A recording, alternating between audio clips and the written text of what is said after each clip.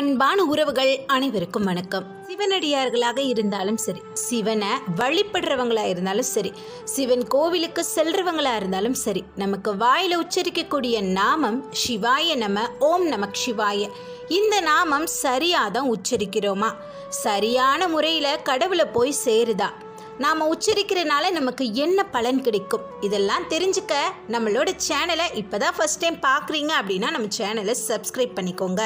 சிவபெருமானை நினைத்த உடனும் கண்ணில் கண்ட உடனும் கோவிலுக்கு சென்ற உடனும் ஓம் நமக் சிவாய, சிவாய நம, சிவ சிவ, இதில் எந்த வார்த்தை வேணாலும் வாயில் வரலாம். ஆனால் இந்த நாமங்கள் எல்லாமே எதிலிருந்து எடுக்கப்பெற்றதுன்னு பார்த்தீங்கன்னா பஞ்சாட்சரத்திலிருந்து எடுக்கப்பட்டிருக்கு.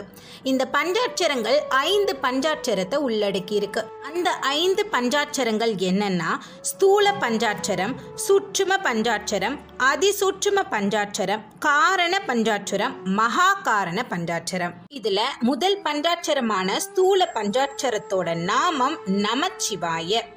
இந்த நமச்சிவாய நாமத்தை நாம் தாராளமாக உச்சரிக்கலாம். தாராளமாக உச்சரிக்கிறதுனால, சிவனை நினைத்து வழிபடும் போது இந்த நாமத்தை உச்சரிக்கிறதுனால என்ன பலன் அப்படின்னு பார்த்தீங்கன்னா, இந்த பிறவியில் நமக்கு என்னெல்லாம் கிடைக்கணுமோ, இம்மை அதாவது இந்த லோகத்தில் நமக்கு என்னென்னலாம் கிடைக்க வேண்டுமோ, உயர் வாழ்க்கைக்கு செல்வதற்கு என்னென்ன வேண்டுமோ அதற்குள்ள பலன்கள் எல்லாமே கிடைக்கும்.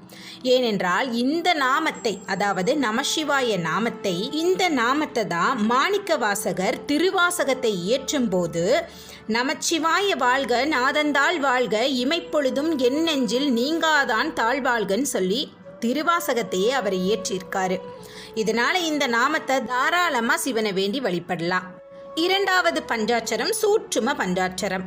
இந்த பஞ்சாட்சரத்தோட நாமம் சிவாய நம. இந்த நாமத்தை உதடு அசைத்து கூட சொல்லக்கூடாது அப்படிங்கிற ஒரு நாமம். சிவாய நம என்று சிந்தித்திருப்போருக்கு அபாயம் ஒரு நாளும் இல்லை. சிவாய நம என்று சிந்தித்து தான் இருக்க சொல்லியிருக்காங்க. அதாவது மனதளவில் சிவாய நம சிவாய நம அப்படின்ட்டு சிந்தித்து கொண்டே சிவனை நினைத்து இருக்கலாமே தவிர சிவாய நம என்று உச்சரித்து முணுமுணுன்னு கூட சொல்லக்கூடாது அப்படிங்கிறாங்க. இந்த மாதிரி நம்ம மனதுக்குள்ளே சொல்லும்போது சிவாய நம சிவாய நமன் மனதுக்குள்ளே நினைத்து சிவனை வழிபடும் போது அதற்குள்ள பலன் என்ன அப்படின்னு பார்த்தீங்கன்னா, இம்மை, மறுமை, ஞானம், மோட்சம், தான் நினைக்கும் நேரத்தில் கூட சிவனை போய் அடையலாம் அப்படிங்கிற மோட்சம் கிடைக்கும் அப்படின்னு சொல்றாங்க. மூன்றாவது பஞ்சாட்சரம் அதிசூட்சும பஞ்சாட்சரம். இந்த பஞ்சாட்சரத்தோட நாமம் சிவய சிவ. முதலில் இருக்கும் சிவசிவ, கடைசியில் இருக்கும் சிவசிவ, நடுவில் இருக்கும் ய என்ற எழுத்து உயிர், ஆன்மாவாகிய உயிரை குறிக்கிறது. முதலில் இருக்கும் சிவ